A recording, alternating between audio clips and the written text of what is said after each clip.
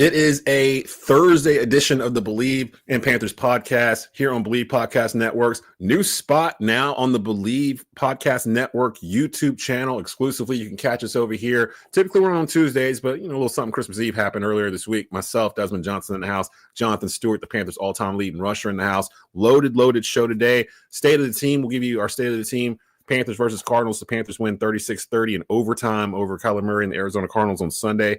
Our thoughts on the game, on Bryce Young's play. We'll talk about Chuba Hubbard. We'll talk about Dave Canales. We'll talk about around the league. Who is the MVP this season? It seems like it changes every week. We'll talk a little college football. We'll talk a little Christmas. We're going to talk about everything, Stu. We're going to get it all in today here on Bleav in Panthers. Let's go ahead and roll that intro. Let's go. Jonathan Stewart gets in, fights for more yardage. Stewart to the mouth of the goal line. Touchdown! Wow, that's just pure Stewart right there. That's a big-time run by Jonathan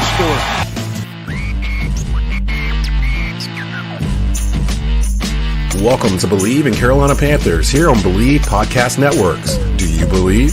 Rate and subscribe the show on all major podcast platforms and subscribe to our social media channels on Instagram, Twitter, and YouTube.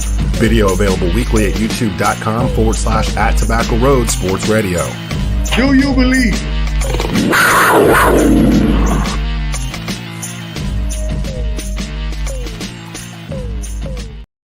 And welcome into a brand new spanking new edition of the Bleav in Panthers podcast here on Bleav in Podcast Networks. The audio will be out on Bleav's audio platforms a little bit later on today. Desmond Johnson from Tobacco Road Sports Radio and Jonathan Stewart, the Panthers all-time leading rusher in the house. We're going to get to a whole lot of stuff today. Of course, it's a victory lap week here. Happy holidays to everybody.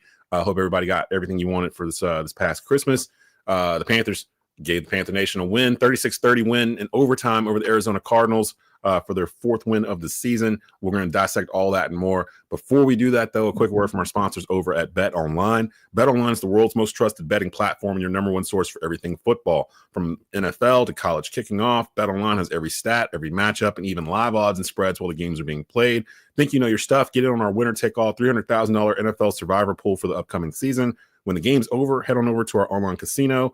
Get in on a game of blackjack or poker, or unwind with over 150 slot games. Head to the website today and use promo code Bleav, that's BLEAV, and get in on the action. Bet Online, the game starts here, and we'll start with our, I guess not initial thoughts, our late week thoughts on the Panthers win over the Arizona Cardinals, 36-30 in overtime. Stu, let's just start it off with you. Stu's thoughts here. What's the biggest takeaway you took from Sunday? Again, we're not going to linger on it too long because it's been almost a week now, but thoughts on the Panthers bouncing back from losing the week before and winning in overtime fashion against the Cards?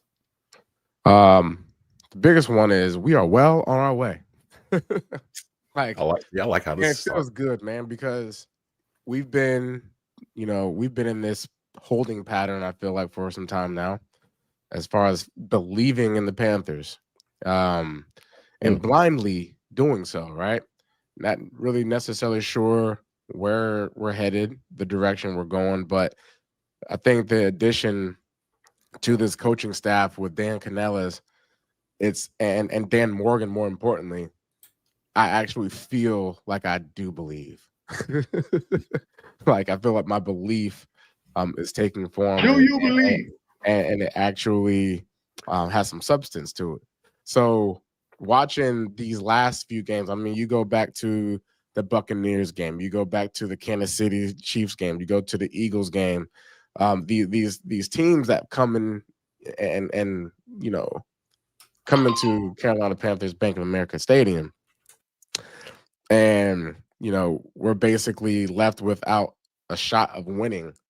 We perform in a way that this is a football team. This is a team that can compete. This is a team that is finding their way and their identity.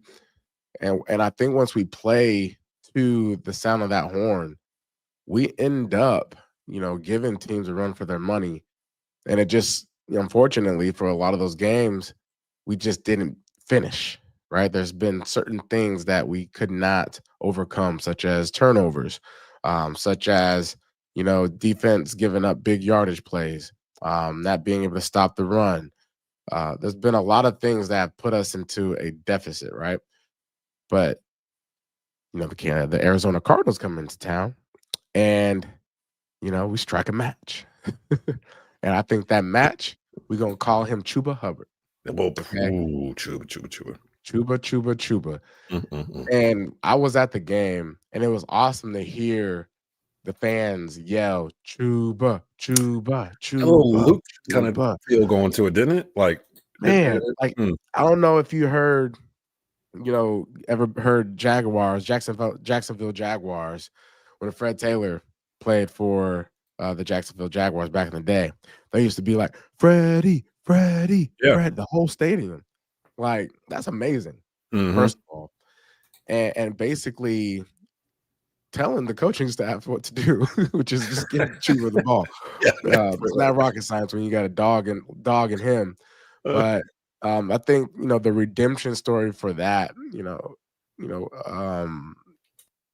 the opportunity for him to seal the deal the other week and ending the game with a fumble, something that he hasn't been doing a lot, which is giving up the ball, and him having an opportunity to seal the game off the way the Carolina Panthers did with a rushing touchdown in overtime. Huge. I mean, and especially being the holiday season, the Carolina Panthers gave Carolina Panthers fans something to believe in, and the redemption story here is 152 yards rushing, 2 touchdowns, and a game winner for Chuba Hubbard. He's come a long way. If you're a young athlete, if you're a young football player, a running back, Chuba Hubbard's story is one to really monitor, because this is a guy that does things the right way.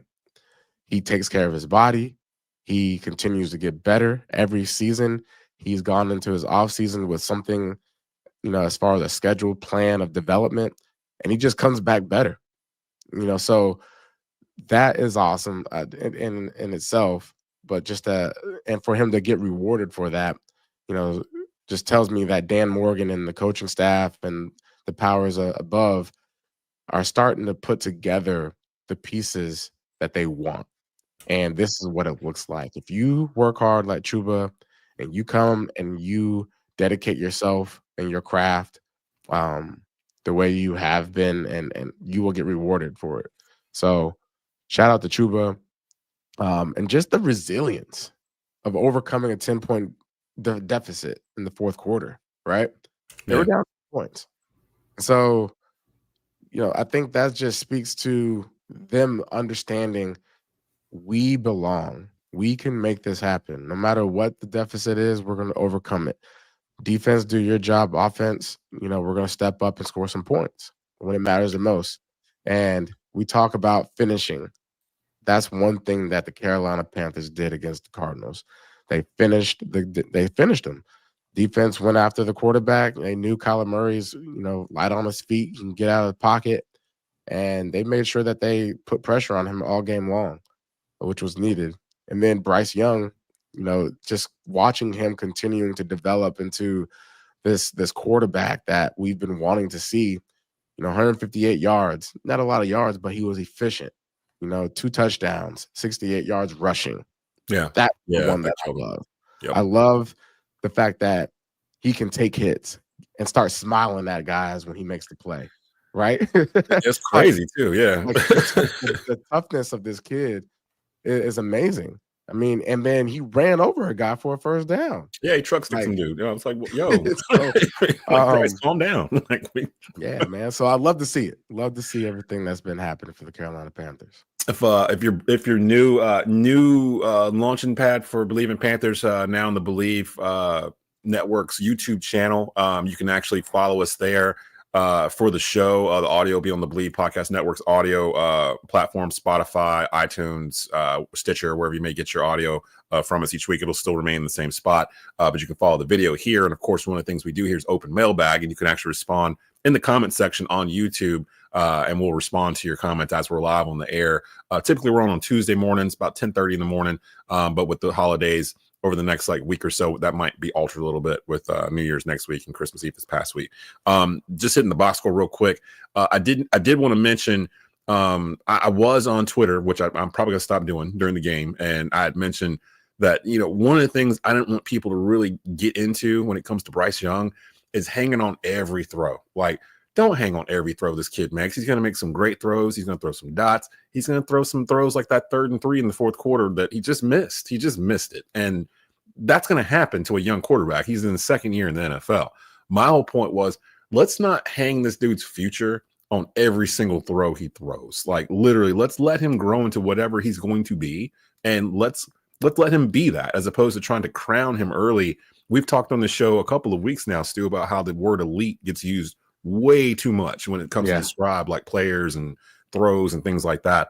And of course, the Twitter police came on me like, "Oh, you're a Bryce hater" and stuff. And at this point, I just laugh whenever I see it. Like, I'll get cussed out, and you don't know football, you're only watching the box score. I'm like, if they only knew, if they only knew that I'd sit here and watch all these games and then talk about them next week in depth, that I'm not just in there reading a box score and going, "Oh, he only threw for 158 yards. That's trash. Oh, look at this, blah, blah, blah." No, the dude had 107.5 QBR, rating and an 80 QBR. He played a very efficient game. 2 touchdowns, like you said, Stu. He ran for another 60. Chuba, 25 carries, 152 yards, 2 touchdowns, had a long run of 28 yards, just 6.1 yards per carry. Yeah. Chuba. Like, Chuba is just, like I was telling you off camera, I can't think of another player in recent times that secured a bag, and then his play began to exceed what he was doing before he got the bag. Like, he's getting better. you know, like it feels like he's really getting better. And shout out to you, Stu, because you called this probably week. It was early when you said this. That's why I was shocked. Week 2, week 3, you were like, Chuba Hubbard's a top 5 back in the league. And me and Skylar kind of looked at each other like, what? Like, what's I'm a running back, dog. I know my running back. You know your running backs. And like, it's panned out. Like, literally, I can't probably name more than 2 or 3 running backs that I would want before I get to Chuba at this point. This is where Chuba is right now on the list right now for the NFL season. Saquon Barkley is ahead of him. Derrick Henry is ahead of him. Kyron Williams is ahead of him by 50 yards. Josh Jacobs is ahead of him by 20 yards. Bijan Robinson is ahead of him by 20 yards. Chuba Hubbard right there. And let me tell you something about the rest of the crew, right? You know, Josh Jacobs, they've been playing from ahead. So what do you do when you're ahead in the football game? You run the ball. Right. Atlanta Falcons, they rely heavily on the run because their quarterback situation has been stank. The Rams, Kyron Williams, he has a receiving core that pulls guys out of the box. Derrick Henry is just Derrick Henry. He has Lamar Jackson, also a part of that run game, but he's also Derrick Henry. And then you have Saquon Barkley. And Saquon Barkley is he's an elite running back. No, he's elite. Like, I don't mind using that Barkley, word. Derrick Henry. I'll even go Josh Jacobs. These guys are elite talent because they do it over and over. Chuba has an opportunity to be an elite running back because he's actually just been, if given the opportunity, Chuba Hubbard is going to write some history. He's already written history. Right. So he's going to continue to shine. He's going to continue to thrive. And I love to see it. But yeah, you guys were all hating on me talking about Chuba earlier. I actually talked about Chuba last year. You did. You did. So especially towards the end. Like when Christian McCaffrey sadly went to the 49ers, I was thinking to myself, man, this sucks, but this is a great opportunity for Chuba, to get some burn and to get some love and some carries. Because I believed even, his rookie year, he had a wonderful rookie year, and it was just overshadowed because you had Christian McCaffrey in the backfield with you. So rightfully so. But shout out to him. Shout out to Carolina Panthers by doing the right thing of extending this man's career. Being a Panther for life is it should be, their main objective going here on. Yeah, I totally agree. That should definitely be the objective here for them going forward. And it seems like you mentioned earlier, it seems like the what Dan Morgan said in his press conference at the beginning of the year when he referred to you actually by name and that he was looking for quote unquote dogs like for this team. It wasn't just word salad, like because now we're starting to see certain guys and like certain attributes that it seems like Dan and Coach Dave Canales are looking for Panther football, quote unquote Panther football. Just like Jalen Coker, perfect example. Jalen Coker, like what he's doing right now, undrafted free agent at wide receiver. He was basically the one on Sunday. Like, I mean, for the most part, like Bryce was getting it around, but it felt like Coker was kind of that dude that he was looking for to kind of take the top off the back of the defense and do this thing. Thielen's out there, of course, too, and everybody else. David Moore was out there with a touchdown. A beautiful pass from Bryce, just dropped it in a bucket, just literally just, here, come get it. Yeah. So that kind of thing. I love the fact that Dan is saying these things, and as Panther fans, like I'm always the fan on the dais here whenever we do this show, so I can kind of relate a little bit in terms of what the fans have gone through. The fans have heard this before. Like they've had other general managers say, we're going to do this, we're going to do that. They've had head coaches come in and say, we're going to run the ball, blah, blah, blah. But we haven't in a while had one that said it and then did it. I think Rivera is probably the last one that fans really trusted, like he says what he's going to do and then we go out and do it, or tells it, it's on me, whatever. We had faith in Rivera and he earned that like over time. Dave Canales is he is building this trust with the fan base because he's been upfront with us the whole time. And everything he said is coming to fruition. And the thing I love the most about this weekend was David Tepper. It was him and Nicole Tepper doing some kind of event or something. And somebody asked him about the Panthers and how they were doing and how he had built this kind of group around him to handle this stuff. And that he basically echoed the same thing that, this isn't something where I said we were going to do this and then we don't do it. Like I literally wanted to put people in place that know football that can actually run this for me.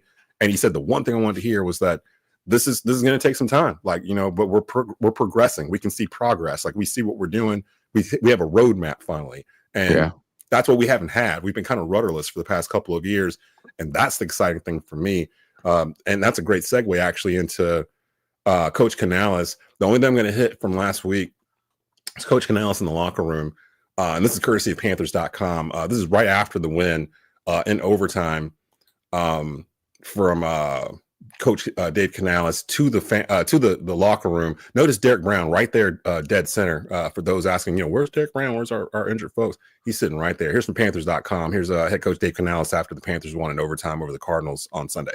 Hey, Panthers football looks like that. We didn't have any turnovers. No. Hell no. Could they run the ball in the second half? Hell no. You shut the run game down. You force them to pass. We knocked the ball down. We got after the quarterback. That's team football right there. That's team football.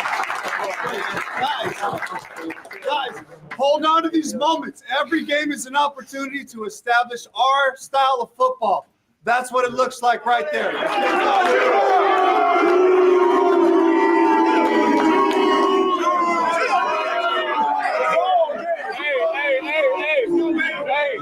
love this team, bro. We just gonna keep working, bro. It's coming together, bro. I love y'all. Let's bring it in. Hey, family on 3, 1, 2, 3. Hey! I want to go to one thing I just note right there. Look who's behind Dave Canales in that picture. Derek Brown, Chuba Hubbard, and that guy. David Tepper. Yep. Just in the back, just kind of in the cut. That's a good picture right there. You know what I mean? Like that, and I saw that. I was like, that's what you want. That's what you want. You want the owner in the background, just letting his people do his thing. You got your stars over here. You got a coach who, like, it feels like this team is like gravitating to Dave Canales. You've had coaches where the team is palatable, where the team starts to gravitate towards what the coach is saying. Walk us through that a little bit, Stu. Like, what's that feeling like in the locker room when you've got a coach that you feel like you'll run through a wall for? Because that's what it's starting to feel like with Canales a little bit to me. Yeah, man. When you have a coach like Canales, there's no question as far as what is expected of you, right? And when you have that type of confidence going into work every day, just think about it. No matter what job you have, right? Your boss and you have an alignment as far as what's expected of you, but you also know that, the formula actually works if you just put in the work. You heard Chuba. You heard what he said. Keep working, bro. It's coming together. It's basically saying, just keep working, and the formula will prove itself, right? If we just do what we're supposed to do, we're going to win games, right? Look behind us. We got David Tepper backing us up. He believes in us. Derek Brown, I got you, bro. You hurt right now? Don't worry. Like, these are opportunities for this team to really rally when things go wrong. When you're going through struggles like the Carolina Panthers are going through right now, but finding some success through the struggle, that's where you grow. And when you grow, that's when you start winning games. And when you win games, that's when you become a franchise that's worth watching. When you got a franchise that's worth watching, that's when you start pleasing the fans. When you start pleasing the fans, that's when that money come in. When that money come in, that's when you're able to attract free agency. When you got free agency coming in, that's when you really get some dogs that trying to win Super Bowls, right? And that's when you start formulating this whole like environment, in that locker room where you got the vets that are respected, where you got the young guys that are looking up to the vets and basically, are so formidable, you know what I'm saying? And wants that want to work on their craft, that's open to certain criticism, that aren't offended easily, when it comes to a critique and how to get better. You got to be a guy that's willing to sacrifice your pride, and I feel like this is a team that is exactly that. Hey, a week ago, defense, we need y'all to, pull it together. Hey, offense, we need y'all to hold on to the ball. and you see them, not just answering the call, right? It's one thing to answer the call, right? Someone calls you, yo, what's good? Oh yeah, hold on to the ball. Yeah, stop the run, play defense. All right, whatever. Or it's, oh yeah, I'm gonna do that. I got you. As a matter of fact, I'm gonna put you on speaker while I go work right now. Yeah. I'm going to the weight room right now. I'm going to the film room right now. I'm in my playbook right now. Let's talk about it. Let's communicate. Let's dialogue. Like, stay in my ear. I need the accountability, because you can't do this on your own. Yeah. So the locker room right now, I love to see guys coming together. I love to see DB showing his presence, because he is a leader in that team. No matter if he's hurt, healthy, whatever it is, he's a guy. He's a dog. And to have a guy like that sticking around when he could be somewhere else right now, recovering and whatnot, he's showing his dedication to this football team by making himself available for the young guys, making himself available for the dogs that are out there putting it on the line, saying, yo, just keep working. Like, keep working, keep building this thing for me, because when I get back, we're going to be ready to go. Now, I will say it wasn't all, flowers and roses on Sunday. The defense gave up 200 yards again on the ground. It's like the third or fourth week in a row that they've done that. I wasn't even aware of it. I think we just kind of got used to it. But the Cardinals, they ran for 206 yards. James Conner, 15 carries, 117 yards. That's a 7.8 yard per carry average. He had a 40-yard run. He burst out on his. Kyler Murray got loose a couple times, 8 carries for 63 yards. So that is a concern. The only starting linebacker that we had out there was Josie Jewell. Right. I was going to say that. Yeah. So that's something that we haven't really talked about throughout the year. Dealing with injuries, guys not really being on the field together at the same time has been some of the issue, right? Yeah. You talk about Bryce Young and the guys he's throwing to, Adam Thielen and Jalen Coker. Their first time playing together was, 2 weeks ago. Right. You know what I'm saying? So that's a whole different, aspect of the game that people don't talk about, which is chemistry, right? Like, being able to feel guys where they are and to know that they're going to make certain plays. And that's the confidence aspect. That's the belief aspects. That's the accountability measure. You know what I'm saying? Like, you're going to be where you're going to be, and I can depend on that. When you come out of that route, you're going to give me your eyes, and I know what it looks like. You know what I'm saying? I know what it looks like when you give me your eyes. I heard Travis Kelce Or I heard, I forgot who it was. Maybe it was Greg Olson. Someone was on the telecast broadcasting, and they're talking about, the chemistry aspect of, a receiver and a quarterback is the eyes, right? And I always remember Cam in the huddle. It'll be like 3rd down, 8, whatever it is. He'll tell me, "Hey, give me your eyes," right? And I knew it was because he was anticipating pressure of some sort. And if he needed me, he needed my eyes. Wherever I was at on the field, if I had a check down over the middle of the ball, my eyes need to be ready for him to throw me the ball. Because if I'm out there running my route and I'm not turning my head around, he's not going to throw it to me, right? So there's a lot of things when it comes to, the aspects of chemistry. Those are the things that make teams great. And that's why Travis Kelce and Patrick Mahomes are so great, is because they have that dialed in.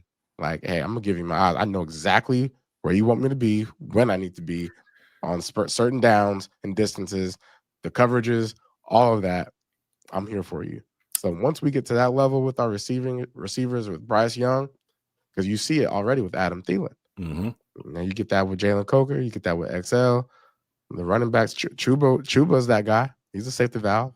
Yep. So, and that's how you get those crazy Pat Mahomes like kind of scrambling, and then all of a sudden, bloop, like a little flick type throw out to somebody, like the weird passes he did a couple of them yesterday. I think Kelce was one of them. They did where he's kind of running, and just kind of does like a backwards flick type thing. That's a good segue to around the league. Actually, we're going to circle back around the Panthers and Bucs towards the end here in just a bit. But around the league, first thing I want to start off with, kudos to Netflix. I was really worried about you, Netflix. I didn't know how this was going to play out after the Mike Tyson fight. I was like, I don't know if live is going to work on Netflix, because every time they've tried to do something live, usually it's like a roast or something, there's always connectivity issues. And I gotta admit, I went to Netflix just to check to see if it was going to work. I wasn't too much interested in like following the full games or whatnot, except for the Chiefs game. I wanted to see how that was, the Chiefs-Steelers game. But when you first came in on my end, it was buffering a little bit when you first came in there, and then it smoothed out, and it was great. Actually, it seemed like it worked just fine. I'm not sure why all NFL games aren't in 4K, but shout out to Netflix for that. So that makes me feel a little better, because Monday Night Raw is coming to Netflix January 6th live going forward on Mondays. And I was really worried, like, I don't know if y'all can pull this off, but it's they did it. Yeah, they did it. I saw that they paid the NFL $150 million to broadcast those 2 games. And to understand how much money Netflix is sitting on, that's pocket change for Netflix. Like that's like $2.50. Yeah, they don't even know what that is. That's a McDouble for them. So they literally came in and broadcast, and they had ads in it too. So they were getting it both ways. How did you feel about Beyonce stopping the world for her performance? I didn't see it. I was actually I was at my mother-in-law's for Christmas dinner by the time it came on, and she had on like Rudolph or Frosty or something, the stop motion old school stuff, because we had kids running around. So I didn't want to get into the whole, hey, can I watch the football? Yeah, dude, my kids were running around the house like the entire time. Yeah, we were at my brother-in-law's house, and my moms and all of them came over, and we was getting ready to eat. Literally, we was just getting ready to eat, about to get our plates, and then Beyonce came on. The whole entire living room shut down, bro. The kids stopped what they was doing. They got on the couch and was still for like 10 minutes. So shout out to Beyonce for giving us a piece of for giving us a piece in the house for a split moment. My gosh. But it's kind of crazy, man. Like, I was thinking, like, man, if our living room's like this, there's probably millions of people that are reacting to Beyonce the same way we are. Yep. And women and grandmas and grandpas tuning in just to watch Beyonce. Yep. The fact that it was in Houston, Texas, hometown, back in our hometown, that's an amazing opportunity. She's probably Beyonce's probably reached that. I don't want to say, because I was actually live from Michael Jackson. Like, people were passing out. Oh yeah, she's she got behind. She's there. I mean, for our generation, like now, she's the closest thing to it, probably. Like, in terms of superstardom, she's there. Like, and Taylor Swift, you can put Taylor Swift in that category now too, I believe. Those two seem to be like the ones, to the point where I just noticed on Netflix, They took the halftime show out and made it a separate thing you can watch by itself. Yeah, like, Beyonce is past elite.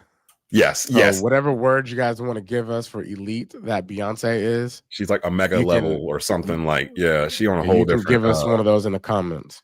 Speaking of elite, this switches around every week. Both of them have strong arguments for it. Who's your MVP right now? Buffalo Bills quarterback Josh Allen or Baltimore Ravens quarterback Lamar Jackson, who just broke the rushing record, I believe, in a season for a quarterback yesterday in that game. Who are you leaning towards right now? Man, look, the Bills got a great record, right? They're what, 12-3?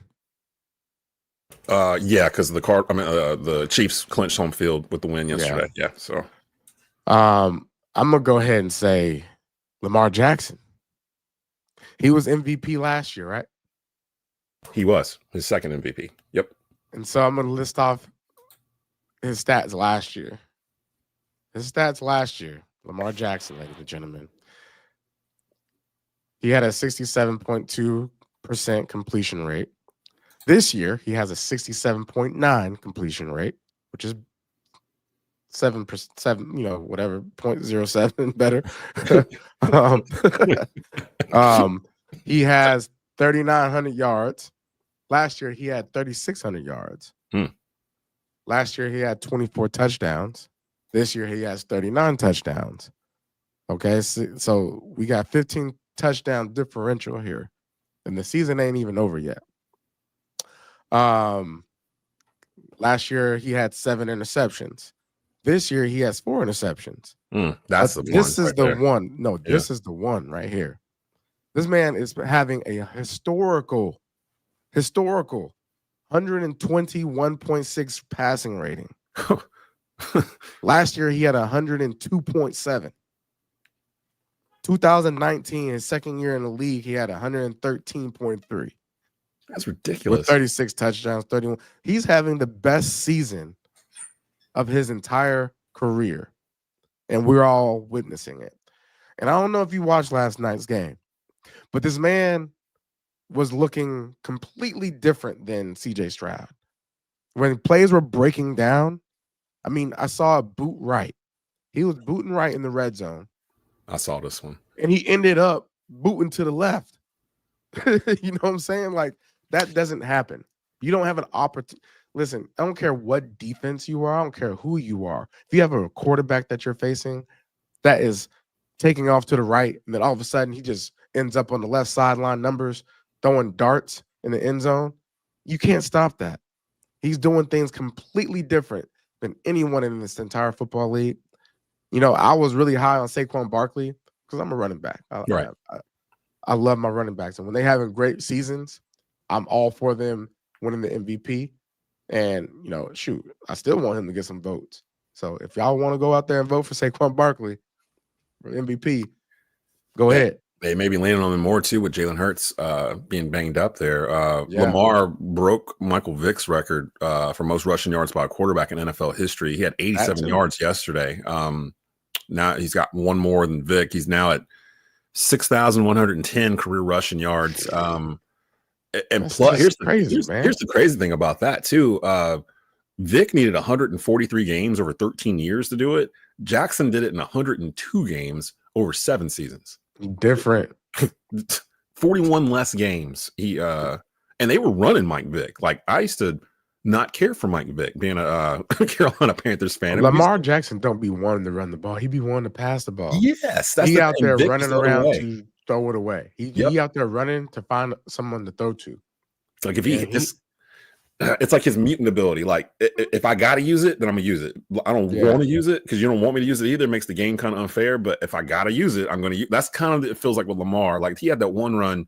It was a quarterback design run where he's coming. They basically fake the handoff. He comes along the right side of the line and just outruns. Like, you see him literally just doing this, like running past everybody into the end zone.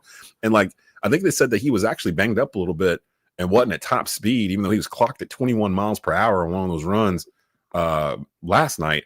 I think the Ravens record is going to be the thing that kind of maybe keeps them from giving it to Lamar. Although, having said that, if the Bills aren't going to clinch the 1 seed, to me, that kind of takes the argument out, right? Like, I mean, well, the Bills aren't the one either. Like, and the Ravens are going to be right there. They're 11-5. So, I mean, maybe it is Lamar Jackson. Like, what's wrong with giving it to the best player? Like, let's do that. I don't know, man. Like, Lamar Jackson reminds me of Tarzan or something like that. You know how Tarzan being out there swinging from the trees, doing all kind of stuff. Like, man, how you get to that tree like that? Or how do you just land on the ground and not break his knee?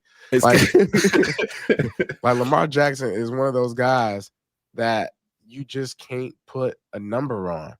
Like, maybe we just give it to Josh Allen. Like, here, bud. Maybe this is what Lamar Jackson needs. Maybe there's like a kryptonite in that MVP, right? Maybe if he don't get the MVP, maybe he is the MVP of the Super Bowl. That's one of them Jordan things where it's like, oh, Barkley won the league MVP. That's fine. I'm gonna take this. I'm gonna take the Finals MVP and average 40 on you. You know what I mean? Like, just insert it. Like, that could be. I mean, Lamar's already at 2. Like, if he gets 3, there's only a select number of, like, I think there's only a couple that have ever won 3 MVPs. Like, period. Now I will say, Josh Allen. Without Josh Allen, the Buffalo Bills are just gonna be Bills. Yeah, see, that's the thing too. It's the most valuable player. Most valuable player. Who's the most valuable player in the league? If you take this player off this team, does it detrimentally affect them more than another guy? Like, if you take Lamar, well, you can say the same for Lamar too. You take Lamar off of the Ravens, what are they exactly? Like Tennessee Titans. You're actually right. With Derrick Henry in the backfield, like, where am I supposed to go? So yeah, I mean, it's gonna come down to these last 2 games, and I don't think either one of them can really rest, because although the Chiefs, which I was going to get to here next, the Chiefs won yesterday and that clinched their home field, and that made it home field throughout the playoffs, and it's going to make it where they can rest their starters really the last week of the season. Have the Chiefs started to peak? Because you've talked about peaking with teams a lot too. It feels like they started to peak with Hollywood Brown back. I think they are just now starting to take off, in my opinion. That game that just happened, or that game that we just saw on Christmas Day, the connection between him and Travis Kelce was at a level that we are all used to seeing, that I don't think we necessarily saw consistently throughout the year. And for them to be doing that in December is a scary thing, you know. So it just stinks, because the AFC has the Lamar Jackson and the Baltimore Ravens, and then you got Josh Allen and the Buffalo Bills, and then you got Patrick Mahomes, Travis Kelce and company, and the Kansas City Chiefs. Those are 3 great teams. And if you can spread those teams amongst the NFC a little bit, you'll have yourself a great Super Bowl. Yeah. Because AFC right now, they just have the better teams. It's better football, it's a better product, and it's all driven by the better quarterbacks in this league.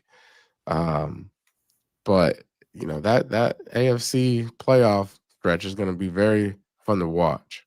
Yeah, I mean, you even got teams like Denver that they might be a surprise over in the AFC. Whereas to your point, in the NFC, I'm kind of like, we were really high on Detroit, but now they're starting to pile up injuries. I'm not sure if they can make it all the way to February.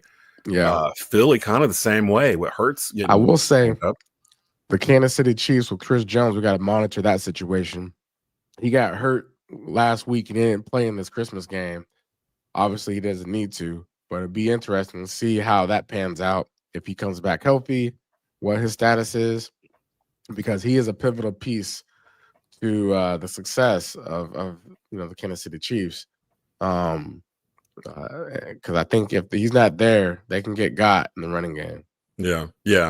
So like, you've got the Bills have clinched their division. Yeah. So the Bills have clinched the division at 12-3. So they're probably going to rest some starters. Baltimore is in the playoffs. Pittsburgh's in the playoffs. They've clinched playoff spots.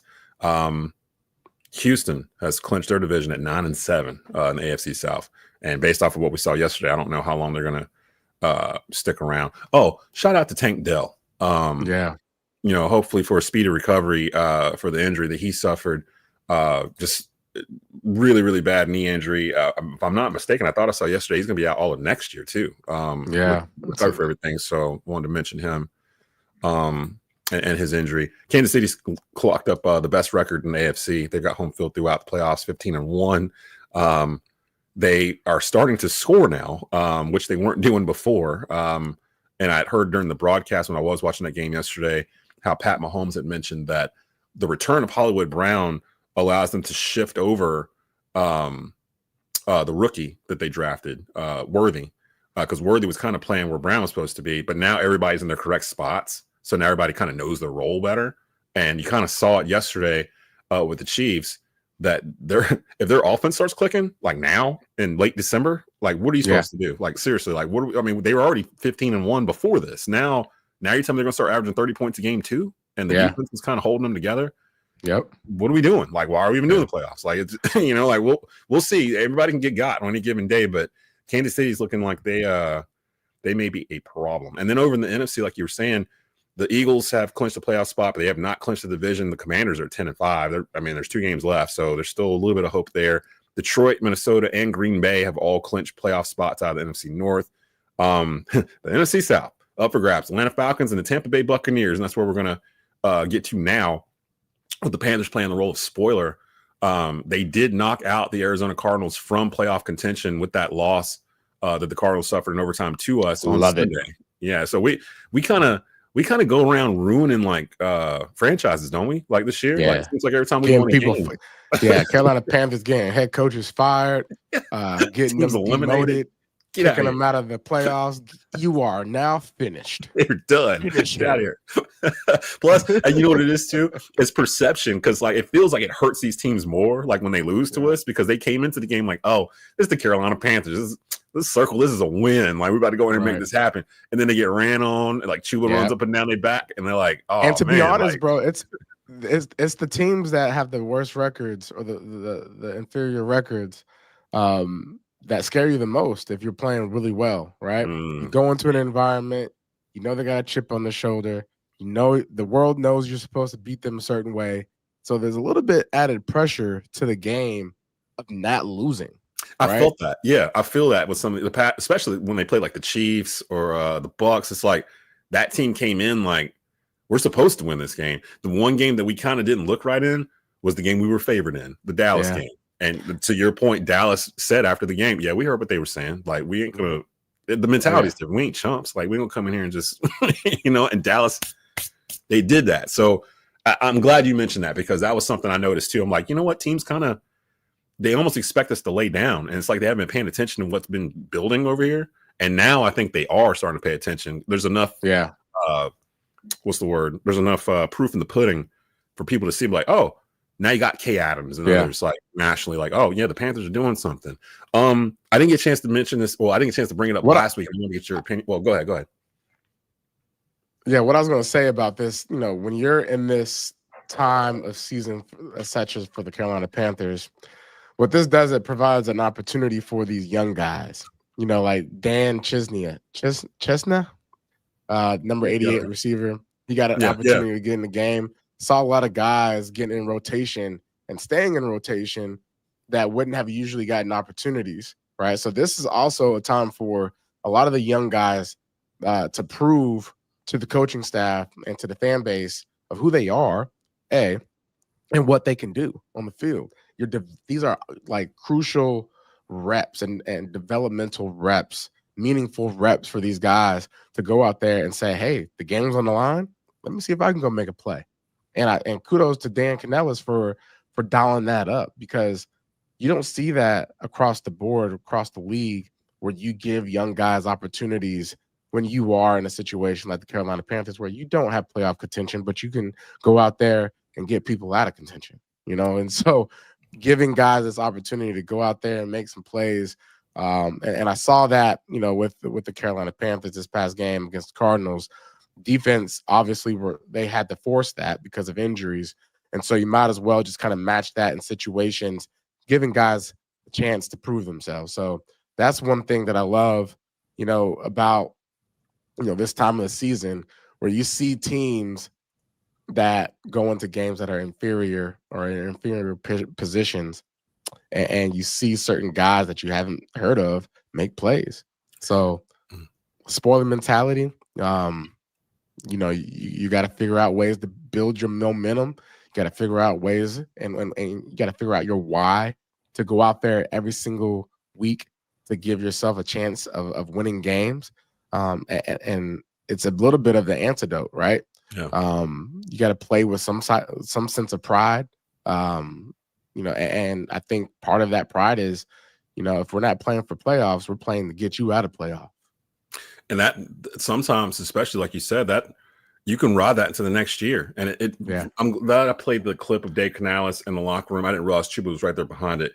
Because he kind of echoed that, like, we're working on something, we're building something. And we talked about it before, the mentality of we're costing ourselves a draft pick, like we're going to drop down from 5th to 8th or whatever in the first round because we won this game. Who cares?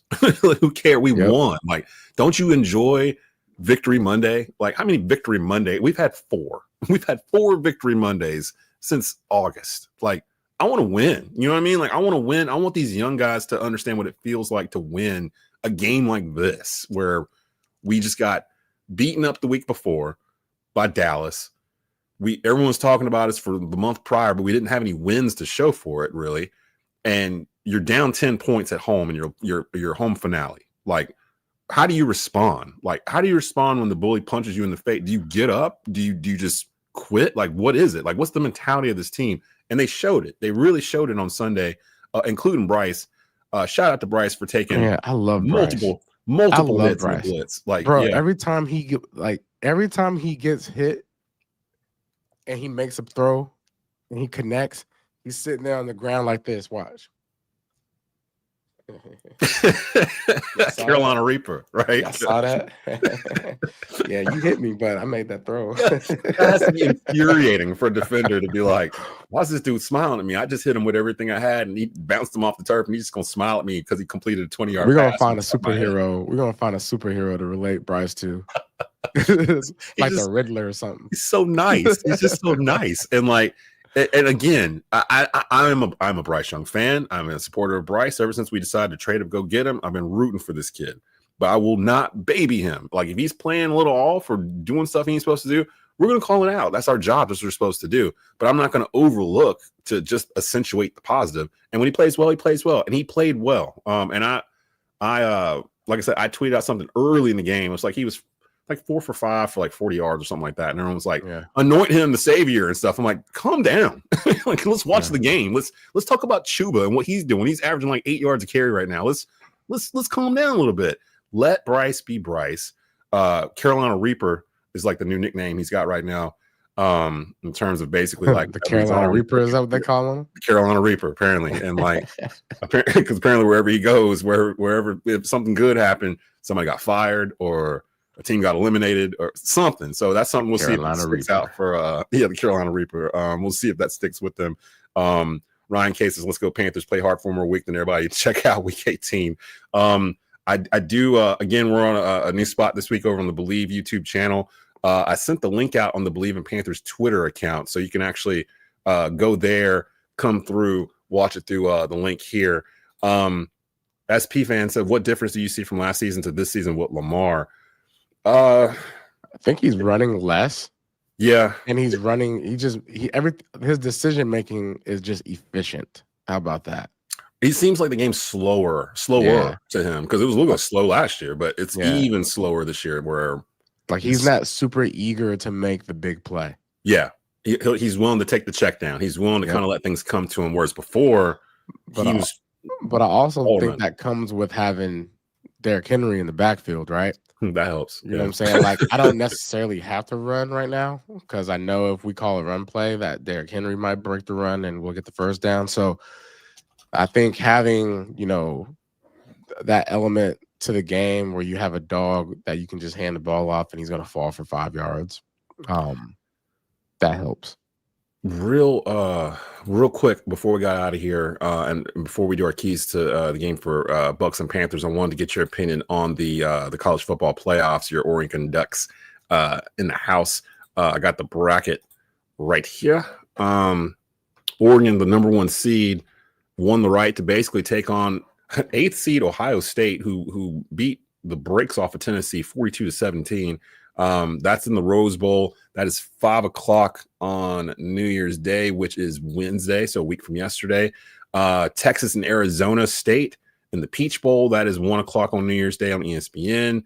Boise State, Penn State is actually New Year's Eve at 7:30 p.m. And Georgia, Notre Dame is on New Year's Day, 8:45 p.m. on ESPN. Out of those 4 matchups, I almost want to take the Oregon one out to make the question easier. Which one of those are you looking forward to the most? Oregon, Ohio State. Are you worried? Are you worried at all? Like, are you concerned that because Ohio State don't feel like I will say this.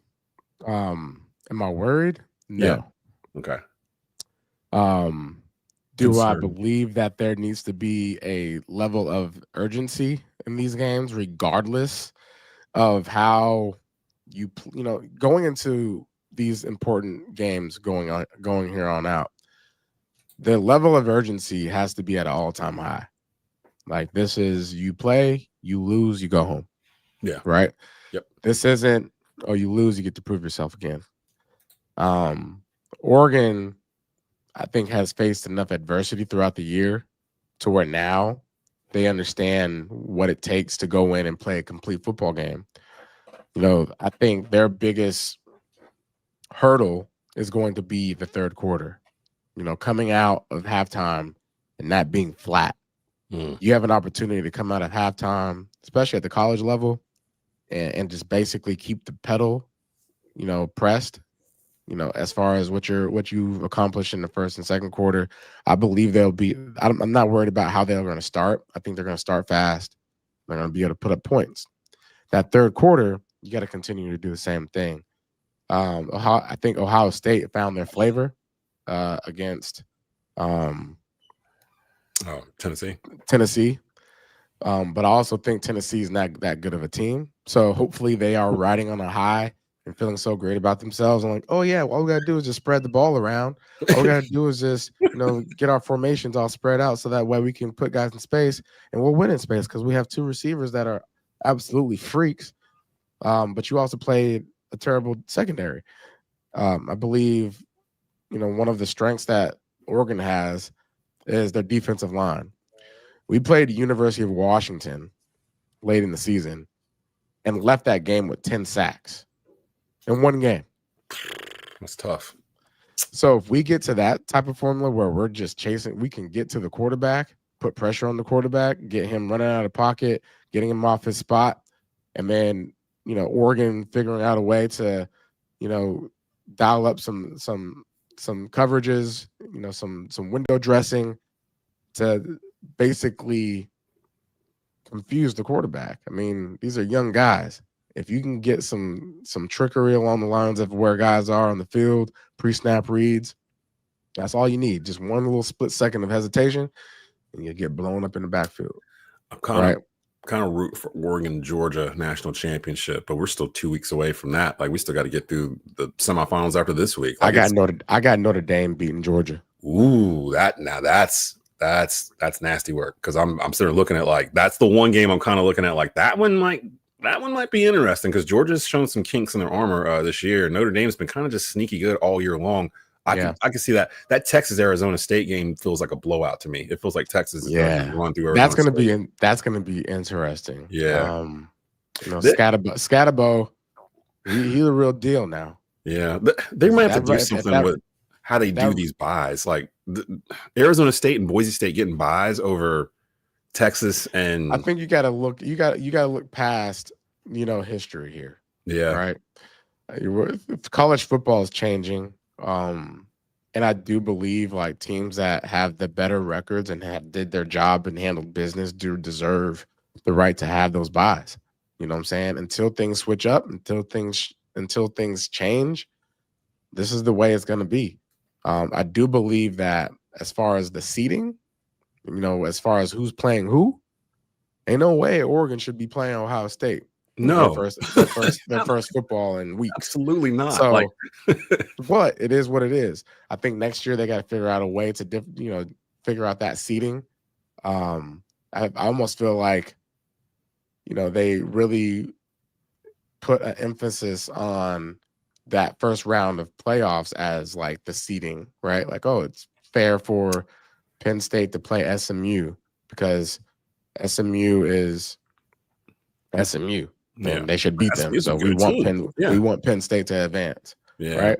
There should be like a little bit more of a strain on that first round more so than the second round and whatnot. But maybe do like it seems like they just assumed that the Power Four now would just be the highest four ranked, like conference champs would just be highest ranked or whatever. But they didn't anticipate like the ACC one having 2 losses, and they didn't anticipate the Big 12 what happened over there, and Colorado almost got in this thing. Like, I mean, they didn't anticipate 2-win, 3-win teams, I guess, really being in it, and that's what messed it up. That's why you have an Arizona State as the Big 12 champ. That's why you have Boise State with a bye out of the Mountain West. Like, it just doesn't feel right. But hey, that could all be proven wrong, and they could actually advance out of this. I don't think they will, but we'll see. How I hope Boise State beats Penn State. That would be fun. That would be fun. Be like, whoa. Yeah. Like, it'd be like Ashton Jeanty just goes off because he didn't win the Heisman, has 300 yards rushing. Yeah. I love in the Fiesta Bowl, 7:30 p.m. live, New Year's Eve. Let's see if I don't know. We'll see. I mean, it's still, and people kind of nitpicking it like, oh, look, none of these games are any good. They're all blowouts. We have blowouts in the Super Bowl all the time. I remember as a kid for like a decade, it was just a blowout in the Super Bowl every year. And even when it was the BCS, we had blowouts, 1 versus 2. Like, I mean, it happens. Like, it's what it is, Desmond. It's hard to imagine and to actually think there are 12 college football programs that are equally that good to give us that much of a competitive game every single game. Yeah. There's not that many teams that are that good, just period, point blank. There's probably 4 teams that are that caliber of good. 12 might be too many for a playoff. Yeah. 8 might have been the 8 sweet might spot. be the answer. I think 8 is the answer. But they're not going to go back to 8. Like, if anything, it'll get bigger. If anything, it'll go to 16 or 24 or whatever. Or you figure out a way to like pan that out throughout the season, right? Maybe it's, maybe there's like a conversion where every single year you treat this like soccer, right? Oh, like so like you have like the top 3-tier conferences, no matter like Big 10, SEC, ACC, or Big 12. So maybe those two kind of like have the opportunity to be swapped out if they ain't putting up. Yeah, you relegate or whatever it's called. Right. Like they move down, and so like the two bottom get kicked out of the SEC and the Big 10, and then the top 2 of the ACC and the Big 12 or even the WAC conference. Go get elevated. You know what I'm saying? Each year. So now these bottom tier college conferences elevate. You know what I'm saying? But they all still have an opportunity to be ranked, obviously, nationally and be positioned to play in this playoff.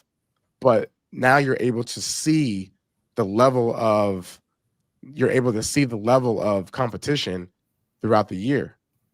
And it's just plain and dry. Like, hey, look, you were in the WAC conference and you played nobody. Yeah. Right. So then that's the argument with SMU. Like, well, you didn't really beat anybody. Like, you're 11-2, but next year, you'll be able to be in the ACC or the Big 12 because you were great, and so now it incentivizes players to stay on. Right? Like, hey, look, the juniors, the sophomores, the freshmen, or the guys that are coming in. Like, hey, look, this team is going to the ACC. They're going to the SEC. Oh, they're going to the Big 10. Oh, they're going to the Big 12. So now next year, as a guy that's in a portal, I'm going to go to these teams so that way I can get an opportunity to play some teams that are some stature that are going to get looks, nationally and have an opportunity in the NIL and all that, So I think there's ways for people to look at this, and it's gonna take some time. The good thing is ESPN runs the whole college football playoff. So whatever they decide to do with the format, it'll just go through ESPN. So I could see easily in 20 years, we just have a super conference for football or something where it's 64 teams and all these conferences kind of just gave their football teams to this new thing, and ESPN runs it, and you just kind of, I don't know. I can see it kind of heading that way, especially with NIL and everything else going on. Again, we ran out of time to talk about Bill Belichick. Maybe we'll get it in next week. But keys to the victory: Panthers and Bucs this upcoming Sunday. I believe it's I think it's a 1:00 game on Fox. Let me double check that while we're getting this together. But key to the victory for the Panthers here against the Bucs on Sunday on Fox for you. What's the number one thing you think the Panthers need to do?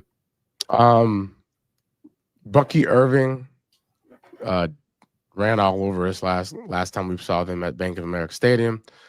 So stop the run, man. I think we got to set the challenge every week for our defense to meet it, and try to stop the run early and often. Be a force at the edge.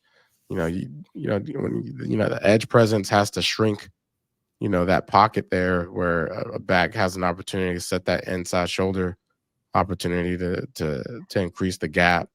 I think hopefully we get some players back that have been banged up, in the linebacking core. But yeah, just stop the run and just continue to be physical. Don't wait to the end of the game to where you're forcing yourself to have to be able to stop the run, make them one-dimensional earlier. And then I think pressure the quarterback, right? Baker Mayfield, he can, hand the ball over if you pressure him. He had 2 interceptions last time we played them. So force turnovers, pressure him, and get them to be a little bit more one-dimensional. And then, obviously, J.C. Horn has been locked down throughout this whole year. Hasn't let any receiver cross the 35-yard mark. I saw that. Yeah, he's having a Darrelle Revis type year. Darrelle Revis type year. Crazy. And he's not getting island. So I don't know what we need to call J.C. Horn, but maybe we call J.C. Horn Pluto. Because y'all ain't nobody gonna reach Pluto, right? No, I ain't gonna reach Pluto. So I think it's untouchable. And I think J.C. Horn is a little bit untouchable right now in the sense of elite receivers coming in and trying to put a game on him. It's not happening. And he wants to be here. Yeah, he wants to be here. So make sure we keep that in the back of our minds as this year closes out. But Mike Evans, obviously, they're going to try to give him the ball because he's got some history to achieve as well, right? So I think, aligning, those things to a game plan, stop the run. They're going to want to pass. They're going to want to give him the ball, find ways to, design some coverages to where you bait opportunities for a turnover. And then obviously the biggest one, right? Take care of the ball. Take care of the ball. If we take care of the ball, we give ourselves an opportunity to hand that ball off to Chuba Hubbard. Please. And control time and possession. If we control time and possession, we win games. Period, point blank. The Carolina Panthers ranked dead last in rushing yards allowed in the NFL this season, 175.2 yards per game. We're also giving up 29.9 points per game, which I Bleav is last also. And if I don't know if anybody's giving up more than that. No, they're not. So we're last in both those categories. So to Stu's point, keep away with the ball. Tampa's offense, just as good as it was with Dave Canales there last year, if not maybe a little bit better. Run the ball with Chuba. Keep that offense off the field, like Stu said. Don't let them score. I want field goals, not touchdowns. And we've gotten a little bit better with that over the past couple of weeks. But and yes, I know it's a work in progress. I know it's hard for me to sit here and go, "Hey, Panthers, don't let them run for 200 yards." When you don't have Derek Brown in the middle of your defensive line, and half your linebackers are on the sideline. Like, I get all that, but that we know the job going into it, like what they need to do. I want to see this Panther team on the road because they've had a little home stretch here where they've been doing all this, and I want to see how this carries on the road. Yeah, it's been great. Like, we had a bunch of road games early in the year, and then we had this little stretch where we were at home for 3 or 4 of these games, and they've played well. And I think they've turned the base back towards looking forward to Panther football. We went through a stretch earlier in the year where I was like last year in December, I was like, all right, we got to see what the Panthers do. Hang in there, y'all. Yes, hang in there. Now it's like, ooh, let's see what the Panthers do. Like, I'm really interested to see what they draw up and what they do, regardless of the personnel they have. I feel like they're going to play hard, and it's going to be worth my time. And that's really the main thing as a Panther fan. Just don't take our time for granted. Like, don't just throw product out there and just expect us to be there. And it feels like they're finally doing that. So it's a winnable game. It's a division one game. last thing. Yeah. Touchdowns over field goals. Touchdowns, yes, please. We have to execute in the red zone. Execute. Continue to grow from what we're seeing. Build off of this game we just had. Down by 10, you needed touchdowns, not field goals. And they went out and executed, got the stuff done. Chuba was the closer in overtime. Those 2 runs right there at the end, bam, bam, in the game. That I want to see that carry off into Tampa Bay, where we see our old friend Baker Mayfield and friends. It is a CBS game. Of course, it's a it's an NFC game that's on CBS. They've been doing that a lot this year. It's a 1:00 kickoff on CBS. Panthers and Bucs. The Panthers have an opportunity to play spoiler a bit. The Bucs and the Falcons are tied atop of the NFC South at 8-7, and the next 2 weeks will decide who gets the playoff spot. And the Panthers, if I'm not mistaken, play them both. No, we've already played the Falcons twice. Yeah. Who do we got? Hey, is there something with CBS that we should know about, Desmond? CBS normally plays the AFC games. Like, usually CBS plays AFC and Fox plays the NFC. But for whatever reason this year, Carolina's had – now, some of them we were playing AFC teams. I never knew that. We weren't. Yeah. You didn't know? Yeah. Usually it's split out like that. And then in the playoffs, CBS has the AFC playoffs. Fox has the NFC playoffs.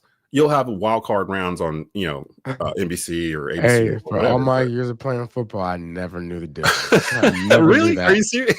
You just learned me something new today. That's why I've always been tripping every week on the show where I'm like, it's going to be Fox. It's going to be Fox. And then it's like CBS. I'm like, why is it on CBS? Because usually the NFC teams are on Fox and the other way around. Probably because Amazon playing games now. Yeah, they've moved games all over the week. So, like, sometimes you'll have Sundays where it's like 6 games. And, like, you got to kind of figure it out.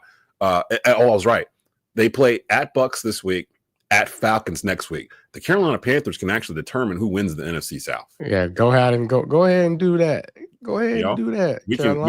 We can determine who wins this whole thing. So these are very critical games, not just for this year, but going forward. How about that? The Falcons be falconing, don't they? They really do. Like, they what be Kirk falconing Cousins the like? heck out of their season. Kirk Cousins, it's 100 million. Wait, so before we got out of here, because we did touch on this. So Kirk Cousins. He tore was it ACL? Achilles? I think it was his Achilles. So last year he tears his Achilles. We talked about this. We hadn't even seen him on the field yet. And the Atlanta Falcons signed this dude to a $100 million guaranteed 4-year contract. We are in year 1. He didn't even make it through the end of year 1 before they had to bench him for the rookie that we all clowned them for drafting in the top 10 because they had just signed Kirk Cousins to a $100 million guaranteed deal. Now the rookie's got to come out and play. And Cousins, they're talking, he might even be on the team next year. He might get cut. They can go off someplace else. Like, this is just a disaster. This is the worst possible ending for the Falcons. Y'all just keep on falconing, man, okay? I don't care what y'all got going. We don't have to even describe it. We don't have to even peel it back and explain to people. We just want y'all to keep doing the stupid stuff that y'all been doing for the last several years, so that way the Carolina Panthers can continue to thrive. Okay, we're gonna end it. Make sure you Falcons when we play y'all. Make sure y'all just falcon. Okay, just keep on falconing out, baby. It feels so good to laugh at other teams' misfortune. Like right now, like the Falcons. The Bears fans were getting on this earlier on, and they're struggling right now. Bearing, we might have won that trade. Chicago, keep bearing down, all right? Keep bearing down. We're going to stop it right there. You can catch us on the Bleav Podcast Networks. The audio will be out a little bit later on today. Trying to think of, it's Thursday. Like, the game is in a couple of days. So if you haven't had a chance, go over and check out Believ's YouTube channel. Rate and subscribe there. We should be back next week with another episode. We usually go into the playoffs and stuff too. So we'll still be here even after the Panthers regular season is over with, talking about the NFC and AFC playoffs and whatnot, and whatever else may come to mind. So For Stu, this is Dez. We'll be back next week with another brand new episode of Bleav in Panthers, brought to you by Bet Online. Keep pounding.